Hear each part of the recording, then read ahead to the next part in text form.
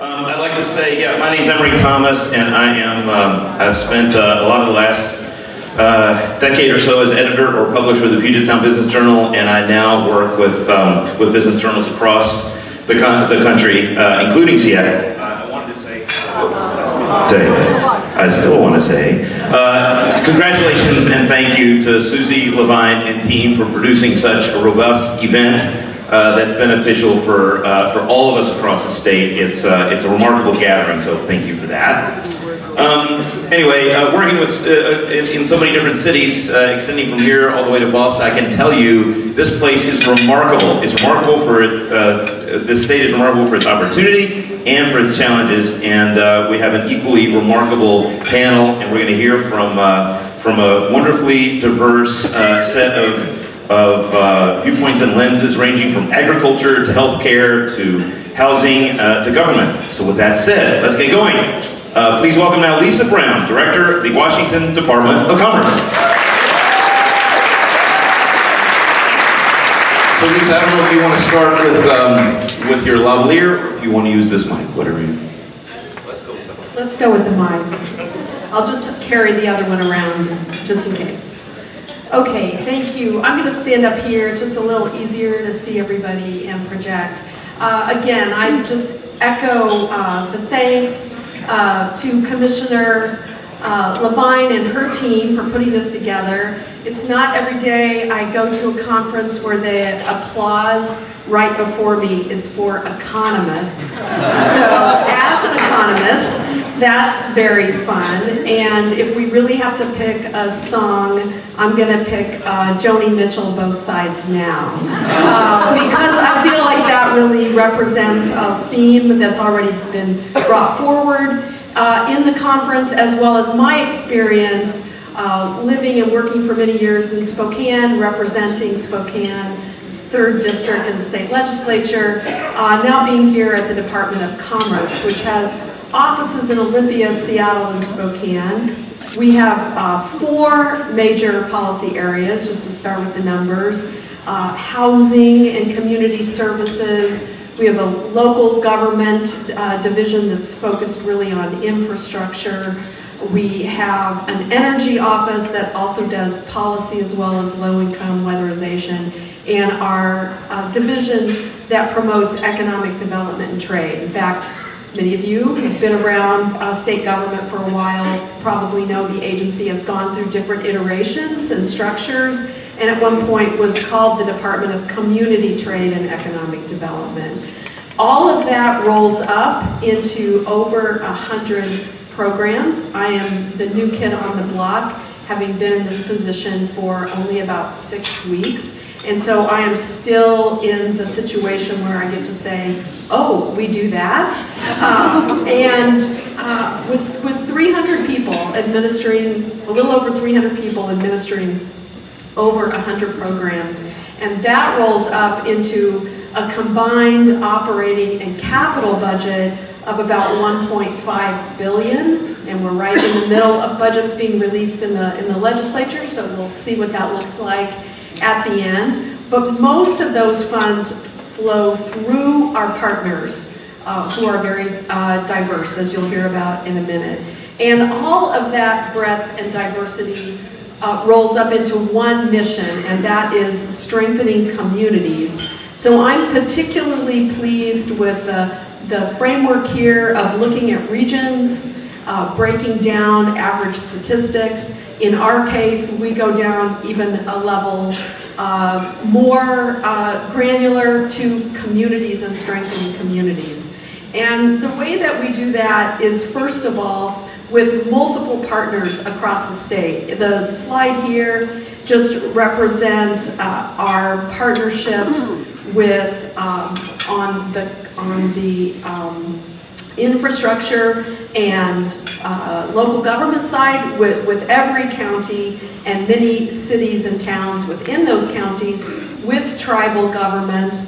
Here you have a patchwork of the ADOs or business development organizations we work with, and we could do another overlay with the community action agencies and nonprofits that also span the entire state. And we have connections and relationships with all of those. So our work is through specifically those partnerships. The second piece that I'd like to emphasize is that we do this, as you can see, across the geography here. So from Colville to Clarkston, from Whatman County to Clark County, we are engaged in contracts and relationships and projects across that spectrum. For example, just in the last week or so, I've been engaged with a Seattle-based startup company, has an incredible wearable device technology that could be very significant in fighting cancer, helping them build international relationships and partnerships. Talking with a Central Washington legislator about a veterans housing project in Yakima. Learning about a grant that recently flowed through our Strategic Reserve Fund. And this is a little bit of karma because I helped create that fund when I was in the legislature. Now I get to help administer it, which is great, but to a Native women-owned business in Clarkston. And we're evaluating right now on the workforce side some apprenticeship grants that will be announced on Monday to diverse parts of the state. So a very diverse set of focus. And I would say the third significant thing about the way that we particularly look at economic development, which I think is unique among state agencies and of strength is the next, here, I think I do the slide, is that we look at economic development through sectors. And so in our case, we have sector leads in all of these areas. One of our sector leads in life sciences, Julia, will be on one of the breakout panels this afternoon. And so with our sector leads, we have an opportunity to look at how diverse industries and sectors are growing, where they're going, and how that interacts with different parts of the state who may have, for example, Spokane has a life sciences and health sciences cluster that's very significant. We have an aerospace cluster, but it's going to be different for different communities and different regional economies. We know we're in a time of disparity between different parts of our state and different communities and different families. I'd like to, being just, as I said, sort of the new kid on the block here, tell you what I think 6 whole weeks in that are a couple of key challenges that I keep hearing about again and again, and that I think we could collectively put much more of our focus on, and to make our focus for communities is what creates a resilient community. I think this is what would help us create a pass down to communities, resiliency as a state throughout the ups and downs of the business cycle. The 2 key things that keep coming up again and again that we hear about are, one, that you've already spent a lot of time focusing on today. That's education and workforce talent. That is the key. It's the major thing we hear when we're talking to companies that are considering locating here, or the challenges that if they're already here who want to stay or expand.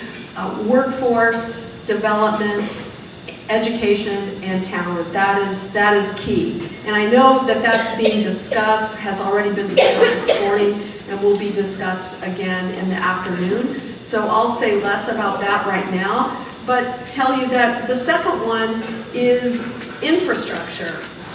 And that is one that I think we maybe have had the thought that, well, hopefully the federal government will take that on. I don't think we should rely on that. Of course, that would be fantastic, but it might come with its own set of challenges, even if we did have a federal government major infrastructure package. So I think the key is for us as a state to really think about the way that infrastructure, especially what I would take to the key concept of connectivity, is something that we should work together and rise to the challenge of.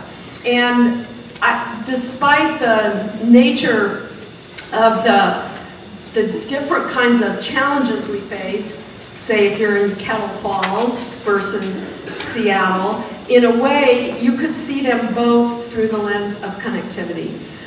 For the Puget Sound region, of course, it's transportation infrastructure and connectivity of people and products to their intended destination. And the tremendous loss of efficiency and costs that are incurred when we can't do that in the most efficient manner.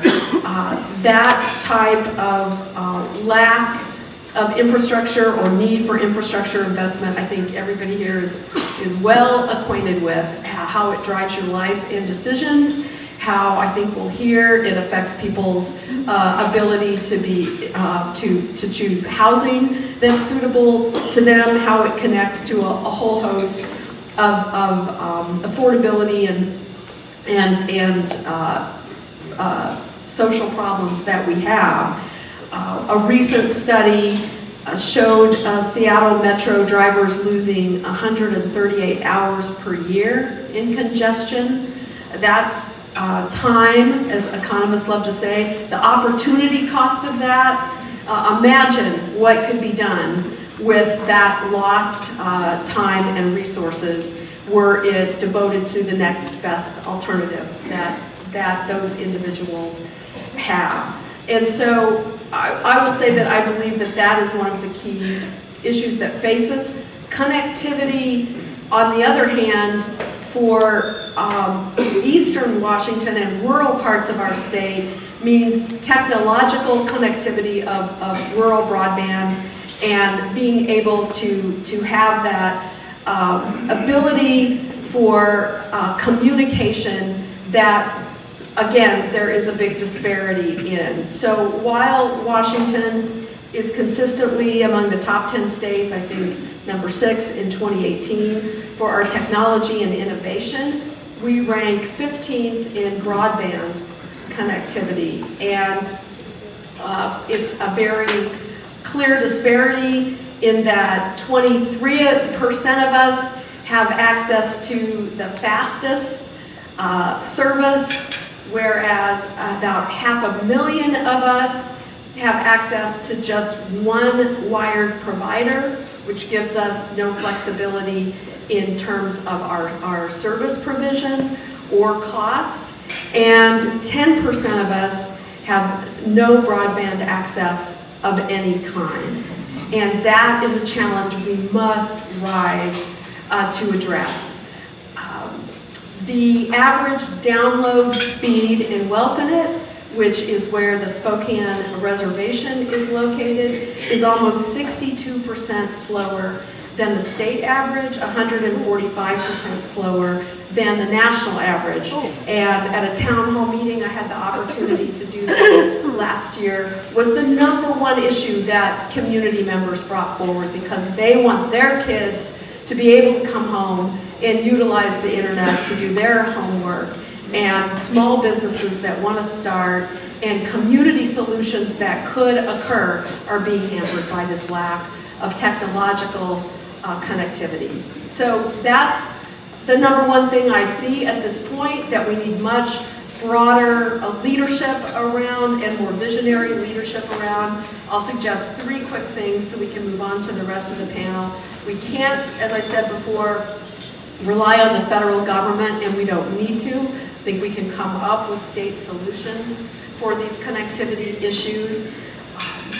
We need to be flexible with regard to technology. Not one technology suits all. We need to be flexible with respect to scale. What works in some of our smaller communities or tribal communities won't work in other areas. And we need both public sector and private sector solutions. So the rural broadband bill that's moving through the state legislature right now, that would set up an office that would be administered in conjunction with commerce, but also we need Microsoft's Air Brand initiative, and we need multiple public and private sector approaches. Same thing with transportation connectivity. We need to connect more by air, and we have a state bill moving through the process right now that would talk to us about citing another regional airport. We have a fund that's being proposed to address the issues of our smaller airports. So we need both air and, of course, we need rail. Being, again, in Eastern Washington, part of the issues that I think you know are very controversial around the Snake River dams. You might think that that's mostly about power and fish. It's largely about transportation as well, because that river system is a corridor of transportation of agricultural products to the port, and without it, the only other means of transportation is our rail system, which is frankly inadequate. Although I think there's going to be a breakout session on work that's being done there as well this afternoon. So I will leave you with that as I think as a key challenge, but also a key opportunity that would make our state and our communities more resilient through the next economic downturn. Thank you.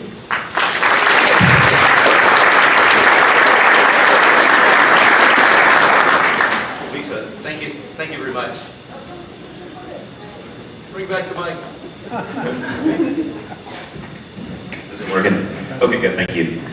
Lisa, thank you so much. We're now going to connect to the world of agriculture. We have with us Jordan Matson. He is General Manager of Matson Fruit Company, and is going to provide a terrific look at that world. Bring it on.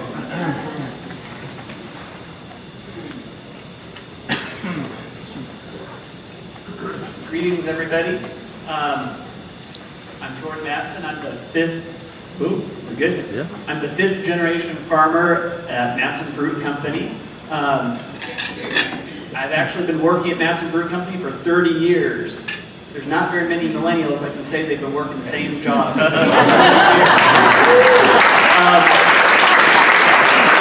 I'm on a lot of boards. That's just the ones related to the industry currently. Let's go ahead and skip. Why Washington? I'm going to just talk a little bit about the industry and some of the economic impacts, but first of all, why Washington? And the Washington area in central Washington is a great place for growing produce. We are cold, which means it kills the bugs. We have a lot of snow, which means we have a lot of water to irrigate our crops.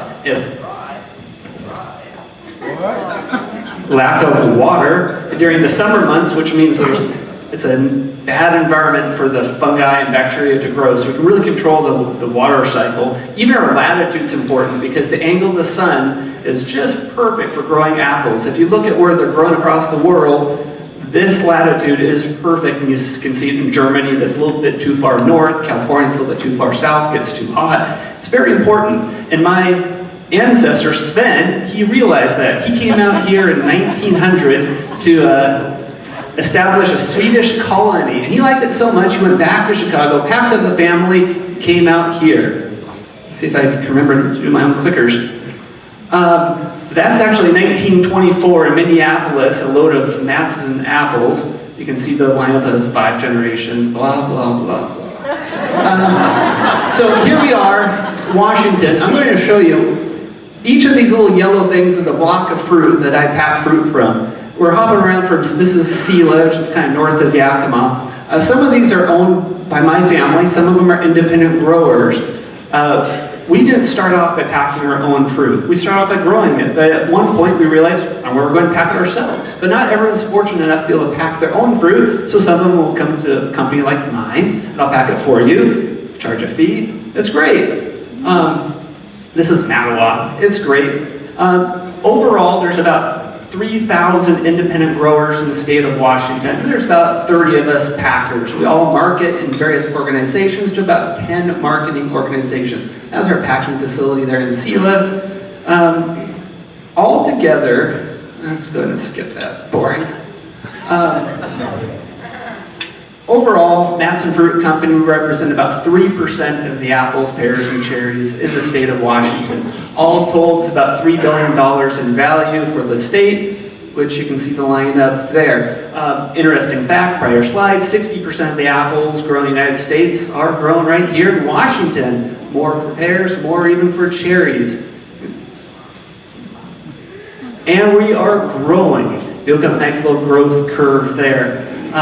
21 million 100 years ago, 141 million 2014. There are thousands of acres of new orchards planted.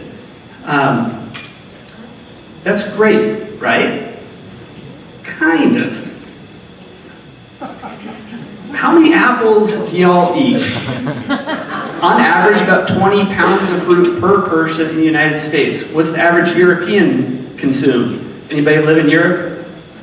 It's about double is the answer, about 40 pounds of fruit per person. So therefore, if you do all the fancy math, you realize that domestically we only consume about 89 million boxes of product. Here we have our exports, which is great and dandy until you have a trade war where a really strong dollar. And if you're an exporter like myself, that becomes problematic. So what do we do when that happens? Well, we try to diversify those countries, so not one trade war can hurt us, but a strong dollar, that we can't do anything about. So we go back to the per capita consumption part, try to increase it. And we tighten our belts. And one of the best ways to tighten our belts is become more productive with the tools we have. I'm going somewhere with this, don't worry. So here's a nice little, I really love this slide here because you have back in the, probably from the 1930s, the big old tree, Johnny Appleseed, monster of a tree. There's about 200 trees per acre. Then you have the more modern one on the right. That's probably about 2,500 trees per acre. 2,500 trees per acre. You start to do the math on that. In a company like mine, we have over 1 million trees, apple trees. Crazy. Anyway, if you look at that, 2.6% decline in acreage, but the increase in volume is 54%. Going back to a couple slides, 1919, 20 million, 2014, 141, that's a 7x increase in volume, but the American population only increased 3x. So again, we have to diversify our outlets. All right. So once you have all this fruit, you have to start looking for even more efficiencies. I like the historical photos because I think they're fun. We used to always pick in wooden boxes. Well, once you start having 20, 30, 40, 50 million boxes, that's no longer efficient. So we supersize it. We start to do the bins. That was actually an invention of my grandpa and my great uncle to do this new idea of a bin. One big bin that holds about 850 pounds of fruit. And we didn't bruise them too much. However, how do you get the fruit out of the bin? That was an early prototype, but eventually they remembered the fact apples float. So we just submerge all the fruit and it floats out the top. Beautiful. And let's catch up on the slides here. Oh, shipping. Here we're going to some fun stuff here. Shipping. Who all has eaten a Red Delicious in the last year? How about a Honeycrisp?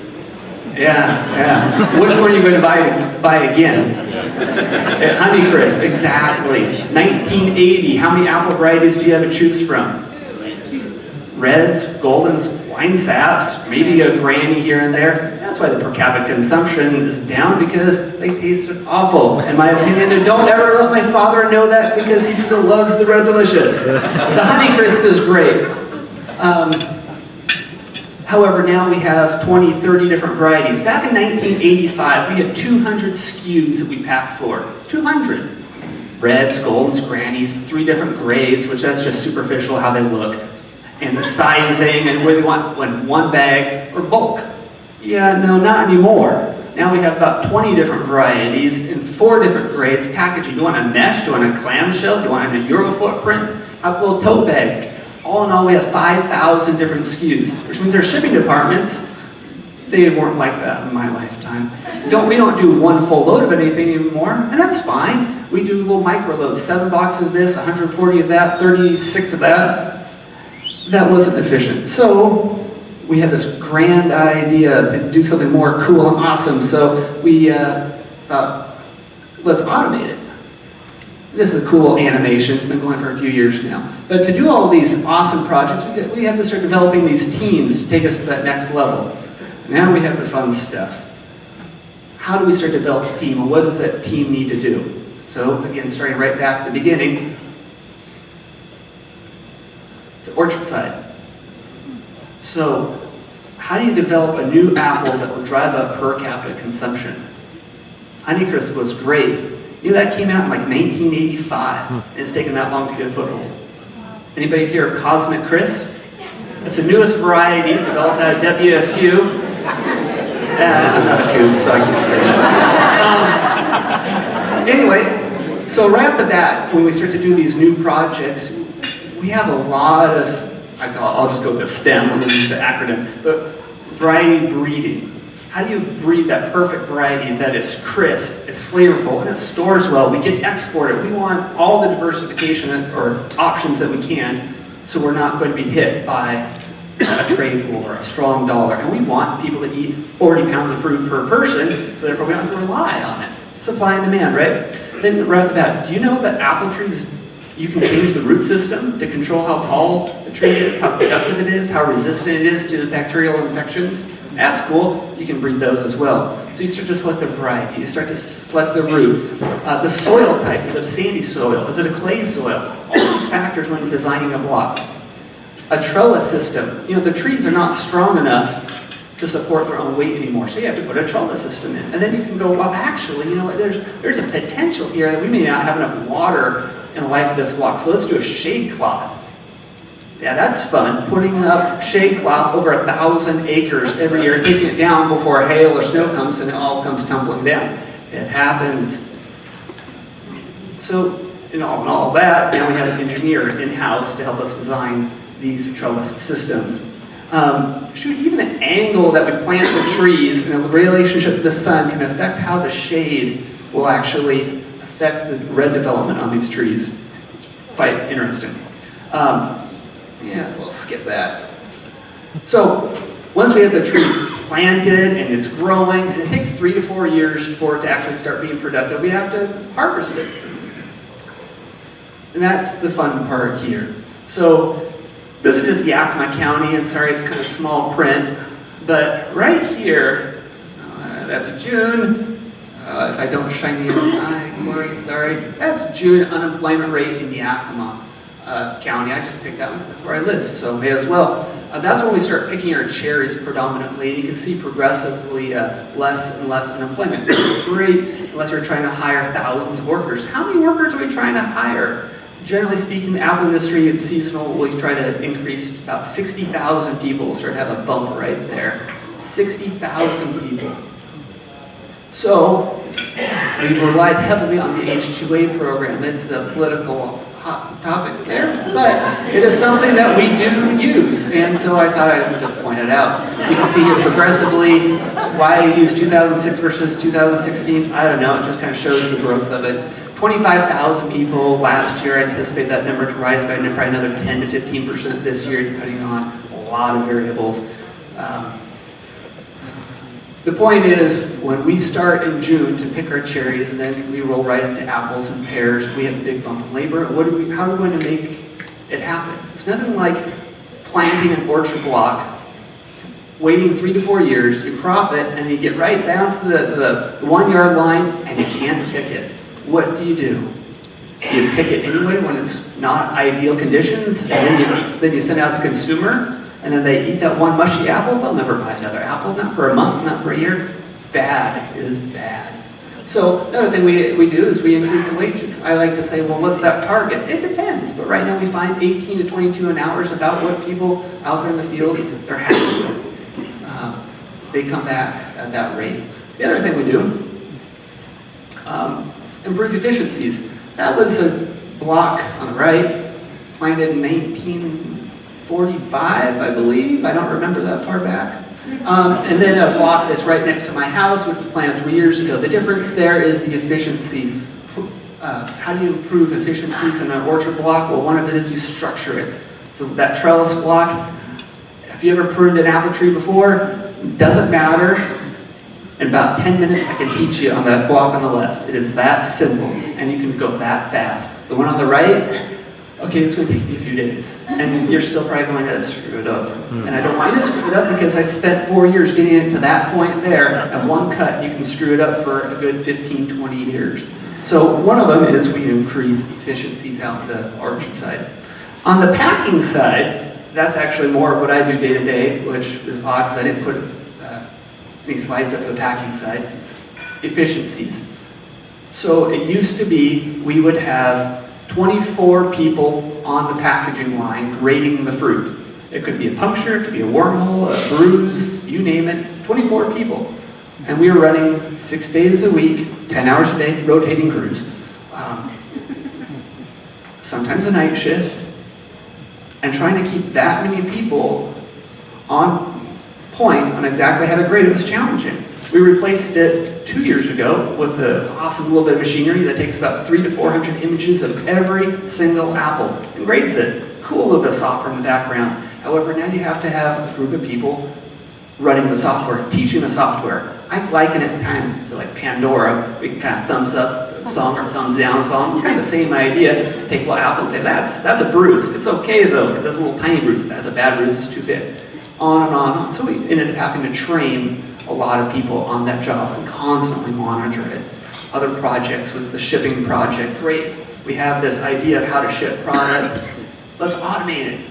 Well, how do you automate this? How do you handle an order? So we start to do this process of a lateral logic tree of how we used to do it. Well, if the order is going to Kroger Puyallup, do this.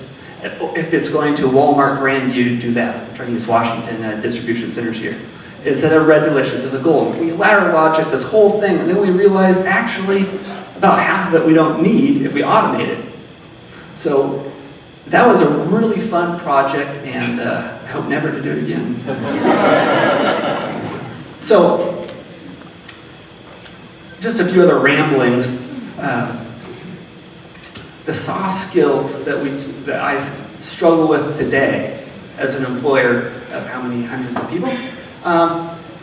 In the past, I call it my draconian past, because for 100 years, our operation would act. You show up to work or you're fired. And that was very much the way it was. And so if our shift, it starts at 5:30 a.m., you're expected to be there, no matter what. Well, you know what? We've changed that. Now, you have kids? Do you need to send them off to school in the morning? Okay, we'll try to work out a schedule that is accommodating to that. You can't work Tuesday? Well, okay. We'll just give us a heads up, and we'll work with you on making up that time. It's been very challenging, and at times I think our system's abused, honestly, but I think it's good, and people come back to Matson Fruit Company, and I'm happy about that. One other part that we continuously struggle with is how do you make people feel like they're a part of something, that it's important. And I use a little story with my 8-year-old, actually. People ask, do you encourage your kids to go into your business? And I go, no, I don't encourage it, but I don't discourage it either. My daughter, somebody asked, she goes, no, I don't want to go into the Apple industry. I want to do something more important with my life. Okay. I said, okay, Eleanor, but you realize the fruit that we pack at Matson Fruit Company, it's enough food to feed 50,000 people for a year. I did the math on calories per person, blah, blah, blah. 50,000 people. I said, is that not important? She goes, yeah, but I want to do something more important than that. All right, well, she's an 8-year-old, so I wasn't going to push it any further. So how do you relay that to all these people, that everything that they're doing is important, and they're part of the team? And that's something we continuously are trying to encourage more of. And we have a lot of managers that have been with the company for 20 years, and so trying to change their management style from the very dictatorial sense and draconian to more, you're a part of the team, we appreciate what you do, we're going to work with you. It's been a challenge, and we continue to work that direction. The other part I'll talk a little bit about is the STEM. How do we get enough people to run our systems? Some of the systems aren't even there yet. Abundant Robotics is working on a machine that'll pick the apples automatically. If it's anything like our current robotics, I'm going to need a team of about 12 people to keep it running. That's cool, but when it only does enough work of 12 people, I'm not sure what the payoff is on that one. But we are working with Perry Tech, I don't know why I didn't put tech on there, to develop a program just for the tree fruit industry and automation and running all of our equipment. Equipment's great if they say it can do X number of units per hour per minute, but what I found often with the automation is it runs at 60% of the value, 50% of that value, 20% of that value. We need skilled operators who can actually maximize its output. And that's one of the challenges I see is finding that right person that's willing to start at 5 a.m., come in, babysit a piece of equipment. On-job mentoring and the high school outreach, those are two, the job mentoring, that's more of an in-house thing, but the high school outreach, last year, the Tree Fruit Association started a program in Yakima, reaching out to high school students to say there are job opportunities after high school. If college isn't your thing, or you don't know what you want to do with your life, there are things you can do in the tree fruit industry that require certain skills. So we showcase some of those skills, ranging from computer programming to computer operations. You're going to say computer programming, but you need a degree for that. Well, not necessarily, because the programming of our Kaiser computer, there's no degree necessary for that. It's on-job mentoring, and there's a few workshops you can go to, but it's pretty straightforward. There are industry workshops that our industry does to try to teach certain aspects of sanitation, food safety. Let's see what other awesome things. Sorry, let's get to data analytics. So, there was somebody that once said, if you can't manage what you don't measure, you can't manage what you don't measure. Who said that? Great. So now we have probes that we can put little probes, Raspberry Pis or something, create a little network throughout the orchard. We can put thousands of probes out there monitoring, I don't know, we want to do temperature probes, water, soil moisture, leaf temperature. You can do mineral analysis of the dirt, of the soil. It's great. All this awesome data is coming in. There's a new company that was just funded by one of McFadden's brainchilds. Let's see if he's paying attention. Enterprise Challenge supports little startup businesses using drones to go out there and do high-resolution photos of the orchards. Hope I'm doing good on time. I'm not clocking myself here. High-resolution photos of blocks. Okay, great. They can identify one tree in 1,000 acres that has a problem, bacterial infection. What we're struggling with is taking that data and doing something with it. And so now we're looking for more data analysts to try to take that data and turn it into action. And that's one of the biggest struggles I see for us moving forward is not just the data, but the next step of what to do with it. And so here's just a little growth charts of the data that we're looking at, but in the end, the consumer is what's really driving us. And that's probably one of the other hard aspects we have is I'll call it touchy-feely of consumers. It's not just the data, what you want, but how do you want it packaged? And that's one part that I can't even tell you how to analyze. What package do you want to buy your apples in? I can't quantify that. So, in the end, I like to end on a picture of my kids to remind myself that no matter what, in the apple industry for us, as long as we're developing a nice, clean, edible piece of fruit, people are going to keep on buying it, so I feel pretty good about our future. And I'm going to end there.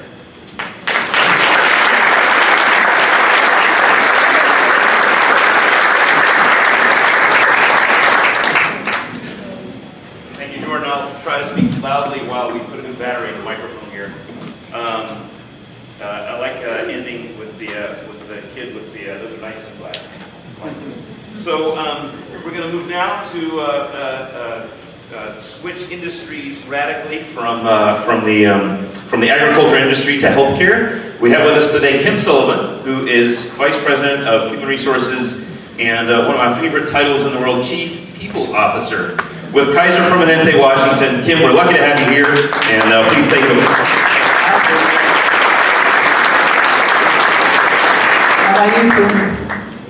Okay. The other one is on. I don't know which, yes, it's working. So I'll leave time for my friend Cory over here from Zillow to talk. So Ken Sullivan, Vice President of HR for Kaiser Permanente, Washington. Kaiser Permanente is a well-known, one of the largest well-known integrated health systems across the United States. We employ over 200,000 employees. We recorded $79 billion in revenues across 8 different regions, and our home office, which is in Oakland, California. We provide care, health coverage, and care for over 12 million Americans across the United States. Kaiser Permanente Washington is the newest member of the Kaiser Permanente family. We employ 10,000 employees. We have $8 billion in revenues, and we provide care to a little over 700,000 employees, with the goal to increase our coverage, our membership to $1 million. Why economic development is so important to us is because, number one, we believe Kaiser Permanente was founded on a very simple philosophy that healthcare coverage should be provided for all. And the way in which individuals can afford healthcare is through jobs and through opportunities. And so one of the ways that we have focused on, we put an actionable plan in place to address workforce across the state of Washington is through a partnership to create with 1199 SEIU, UFCW, OPIU, Multicare, Health System, UW-Madison, and Swedish. And together we formed a joint apprenticeship training committee. And through that committee, we will create multiple apprenticeships for the healthcare industry. And we have formed the first ever cross-functional healthcare training, joint apprenticeship training committee, or JATC, the first ever formed in the United States. And so we're very proud of having accomplished that. But the goal is to allow individuals, both diverse from across the state of Washington, participate in apprenticeship programs where you get to earn and learn. I heard someone on my team say that last year. And why apprenticeships are important is because it's a model that works. So there are organizations, and certainly labor organizations, that have created and managed apprenticeship programs for years and years. My husband was actually an apprentice and electrician. He's a master electrician today, but he went through an apprenticeship program. And it's a model that works. Number two, together, healthcare leaders, we came together last summer, and we said we need to work together because I don't know if you know, but by the year 2026, we will have a need for, the demand for healthcare workers will be over 12 million positions across the state, across the United States. And so in order to meet that need, we have to work together to create supply. We are all individually as healthcare organizations trying our best to grow talent, hire talent, recruit from each other, but to accomplish, to meet that goal, we have to work together, which is why we've created the apprenticeship programs, and we're working together to do that. So I'm going to turn it over to you, Cory. Yes, thank you. Apprenticeships. Yes.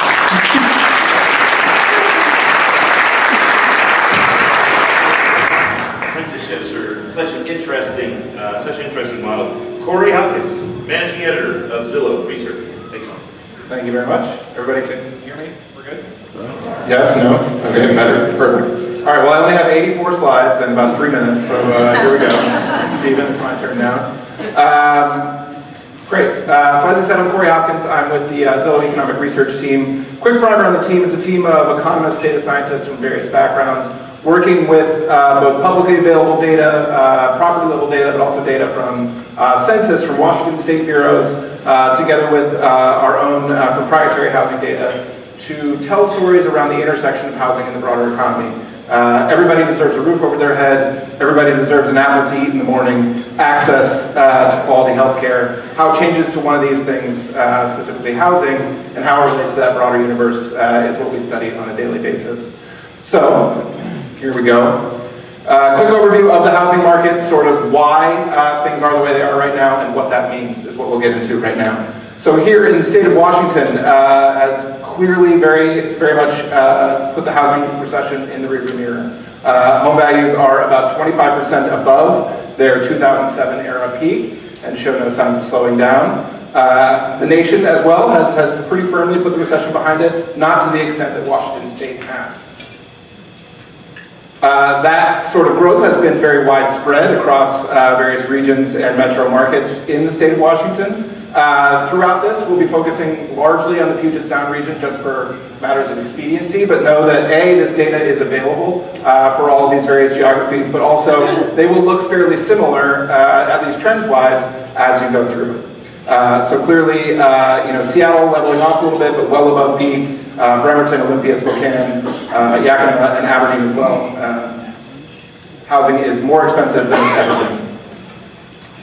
So looking here, zooming in on the Puget Sound region, as I said, home values actually falling somewhat, softening a little bit in parts of King County, certainly in the more dense urban areas here in Seattle, but growing like gangbusters north and south of the city. You'll see this trend repeatedly throughout. These sort of more affordable areas north and south of the city are the areas that are growing in value fastest. Rental market, similar story. We look at areas like Seattle and Bellevue, clearly very expensive, but leveling off a little bit, even as places like Everett, Bremerton, Tacoma all see pretty decent recent growth. Similar to home values again, the city softening at least a touch, but growth very robust to the north and south of Seattle itself. So what's causing all this? Why these sort of diverging markets between urban and suburban areas, limited supply and demand? We'll get into that a little bit as well. No secret to you folks in this room, a lot of jobs have been added, certainly within King County and the Seattle Metro, but obviously, as Stephen showed us, throughout the state as well. Well above the US average. So far, so good. Wages, clearly in the Seattle Metro as well, also outpacing national growth. So far, we're telling a story here that is pretty good, fairly worthy of people sort of being jealous of Seattle, right? Most people want these kinds of problems. But where we start to fall off a little bit is that for all this great job and wage growth, that housing production just hasn't kept pace. That's not unique to Seattle, of course. Look at LA, San Francisco, certainly not meeting the needs of a growing workforce. There's a variety of reasons for this. I don't mean to pile on to any of our builder friends that we might have in the audience. Clearly the difficulties of what we'll call the 4 L's of land, labor, lumber, and getting a loan, those things are tough right now. And those green lines are going up. What is kind of a 5th L would be land use. And clearly those cities that have an ability to keep their housing costs largely in check, even as they add a lot of jobs, are typically those cities that have least restrictive land use regulations. Seattle is amongst the stricter in the country, over here on the right, if you guys can see that. And these are things like longer permitting processes or neighborhood review boards, things that have a lot of merit on their own when taken together can dull some cities' ability to keep housing costs in check as job opportunities arise. Inventory, again, as we're saying, clearly builders struggling to bring on new supply, but it's not just that. Homes going off the market, all those folks getting a new job, getting a raise, want to go buy somewhere to live. In Seattle, inventory has actually jumped, although in some of our other regions, Spokane, Bremerton, Olympia, still continuing that years-long decline. It is unalloyed good news if anybody is out there searching for a home to buy this spring in Seattle. Not necessarily great news if you're looking for an entry-level home. So we'll see of this Seattle area inventory spike, most of it is in the middle and top segments of the market. So the move up or the more luxury areas, less that entry level, somebody looking to buy their first home. Inventory is still very tight out there, prices rising much more rapidly. Some of the effects here, again, in the interest of expediency, Housing insecurity and doubling up as prices keep rising, affordability does suffer. That can cause a lot of problems that would probably fill an entire other symposium. Workers doubling up, folks getting roommates, delaying buying places while they save for a down payment. What we'll talk about here is workers feeling a bit of a push. So again, here within Seattle, you can really see that downtown core and that South Lake Union jobs boom that began in 2010 or so. It's not that there hasn't been growth outside of the city, there certainly has, but that downtown core growing at more than twice the pace over the past 5, 6, 7 years. And that downtown core is acting for a magnet for the entire region. Again, I don't know that I have to tell anybody in this room, explain that concept to them, but even as far south as Tacoma, 20%, 30% of folks commuting into Seattle every day, into downtown Seattle, can add for a lot of stress and angst on the highways for sure. We did an analysis looking at commute times and home values. We partnered with Here Technologies. Clearly there are big savings in the suburbs. It just depends on if you really want your commute to be 90 minutes, 100 minutes, more than 120 minutes to push you out before you can either find a place that might be within your budget. And clearly, for renters, there's not a ton of relief, even if you're really going, 2 hours out of the city. These things can be troublesome. Now, clearly, people make a choice. It's really pretty out in Gold Bar. Whether or not that's sustainable to do twice a day, 5 days a week for 10 years is anyone's guess. It may be a choice, it may just be a matter of circumstances. This is for a nurse making a median income in King County. These green areas are where there are more rental listings, 1 or 2 bedroom rental listings that nurse can afford. Clearly areas on the east side, even north of the Ship Canal, not looking so great, but largely okay. Now as we conclude, here's what that looks like for a teacher making a median income. Almost all of the east side, certainly all of downtown, even SoDo, really you're getting into Renton or even areas farther out before you're even able to find affordable, and what we define as affordable, spending less than a third of your income on an apartment. Certainly not very easy. So we'll end it on that. Looking forward to hearing any questions. I'll also give a shameless plug. Go to zillow.com/research or zillow.com/data to get all of this data. Again, it's all available for all counties and codes throughout the state. So we're happy to help you as we can. Thanks.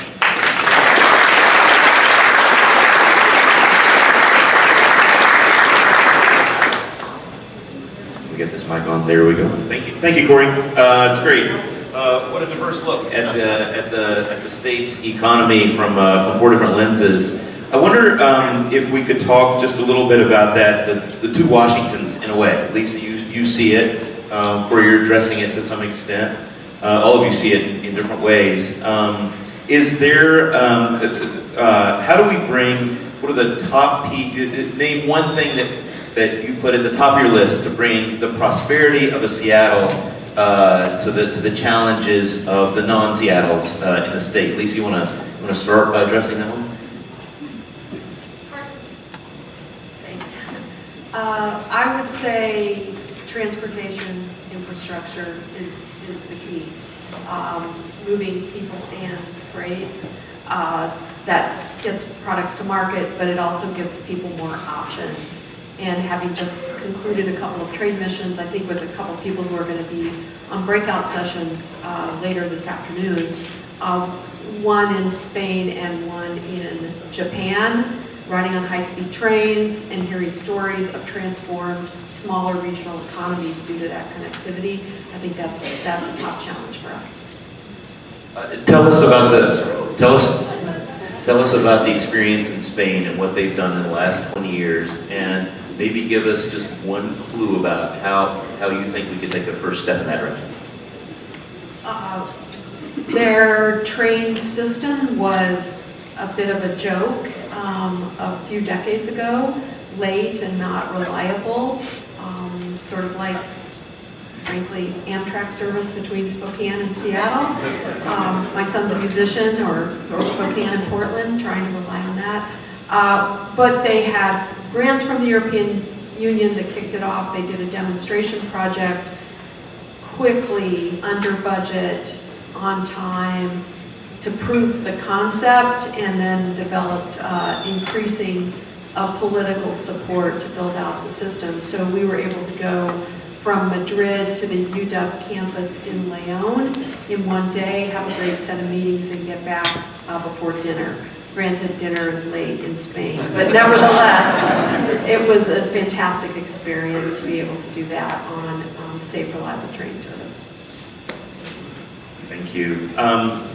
Kim, let's stay on that topic. Cory, sort of the two Washingtons. Do you see policies or business trends at all that are going to help address the commute and affordability situation in the state of Washington?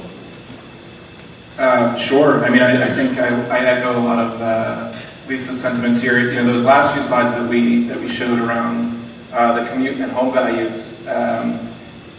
The best way to open up those sort of land abundant or more land abundant or less expensive areas to live. Clearly, you can build more roads to them. You can build more transit. I also think, though, Lisa's idea around increasing connectivity with broadband, make a telecommute in half a second instead of an actual commute in 2 hours. These are things that feel doable and could help to sort of, at least in theory, alleviate some of that strain, I think. I thought those broadband stats were fascinating. 10% with so little, remarkable. Kim, I don't have the stat in front of me, but I think healthcare represents about 20% of the GDP, and I'm curious to know you've seen the healthcare world from at least a couple different cities in recent years, and I wonder how you would characterize the Puget Sound regions or the Washington states. What is Washington State's brand? What do you think it will be known for in the healthcare world and in that sector going forward? One note about the broadband content. I have 3 adult children in college, and I bet they can run those stats down about Wi-Fi and broadband too. I thought of them. Yeah. Two things they care about: cell phones and Wi-Fi.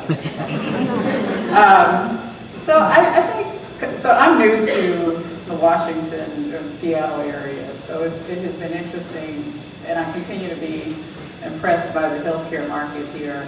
Number one, we're growing just like many other industries within across the country. I don't know, as I continue to learn about healthcare and get to know people, I don't know that Seattle or Washington or the Puget Sound area has the same brand as it relates to healthcare as some of the other larger cities across the United States, but that's certainly changing. There are a few things that I have been impressed with, and we're definitely making a mark in terms of the healthcare market, and that is the workforce development piece, where we are really trying to think of creative ways, and you may call it innovative, but different ways or creative ways to grow talent, retain talent, attract talent. For us at Kaiser Permanente in particular, for KP Washington, we are, as well as our other healthcare partners, we're definitely very focused on nursing shortages. That's both medical assistants as well as RNs, specialty RNs in particular, and mental health or behavioral health professionals.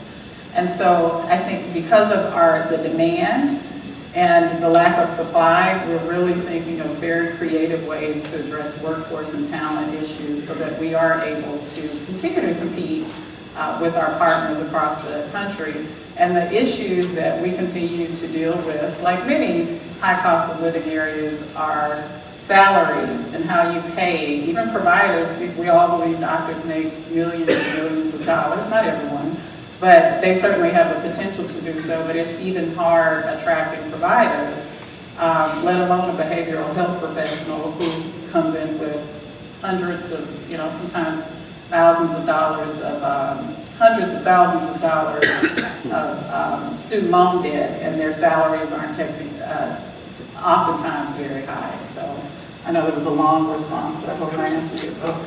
Very good. A quick follow-up question. So I know that Kaiser has has a startup medical school in California. Any chance of bringing one to here? And how does that particular development play into the workforce development world? That is, yeah, I don't know if many of you are familiar with the huge accomplishment that Kaiser Permanente has implemented or opened a medical school in Southern California. And the reason for doing that is, number one, we're going to grow our own talent. We'll get the opportunity to grow more diverse talent and give opportunities to future health professionals, providers across the United States. We have not had talks about putting in place a medical school here locally, although it would be great because we need providers. And in terms of workforce development, we'll get an opportunity through the Kaiser Permanente Medical School to, as I mentioned, be very thoughtful about creating opportunities for diverse candidates through that. We want top talent, of course, but we also want diversity in terms of background, experience, representation, and so we're really excited about the medical school. Thank you. It's really interesting. Jordan, I was interested in your mention of cooperative situations with schools, particularly around developing some of the technology skills that you need to operate your farms. I wonder if you could give us a little case study of one of those and what it's been like to work with a school and develop a program with them. Hold on, I gotta think of an example here. All right, Perry Technical Institute. It's for more of a two-year degree. We're working with them a lot right now on developing new positions, or more positions. It's refrigeration. We store our product year-round in cold rooms under controlled conditions. 2% oxygen, 98% nitrogen.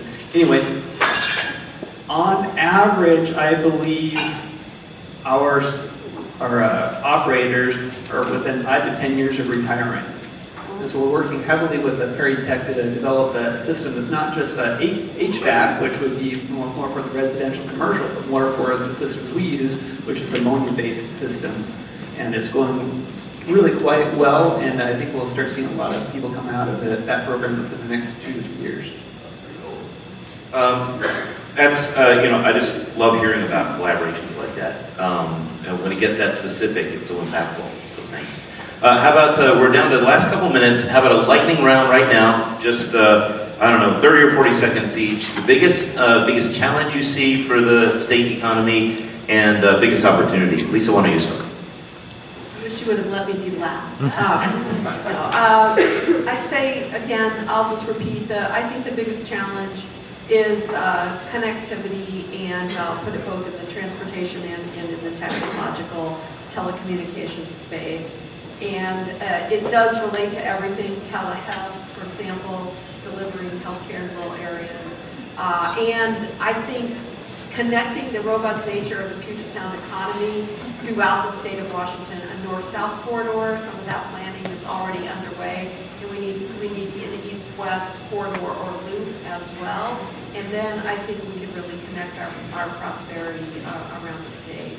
And that's a challenge, but it is an opportunity because we could do that with a lower carbon footprint types of technologies, as well as create jobs and opportunities as part of that infrastructure investment. Thank you. Jordan, challenge, opportunity. I wasn't ready.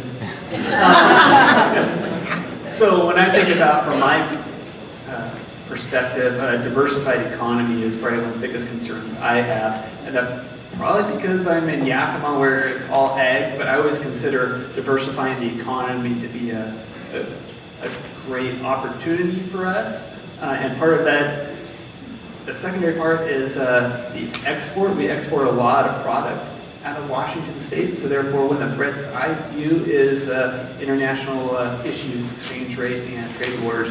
We could feel that very hard, so that's why diversifying could be beneficial. Good. How about you, Kim? I'll stay with the workforce development theme. The one that this is a hard question to respond to, but certainly transportation and commute, because the Puget Sound area continues to grow, the prices to park, the prices to commute in continue to grow.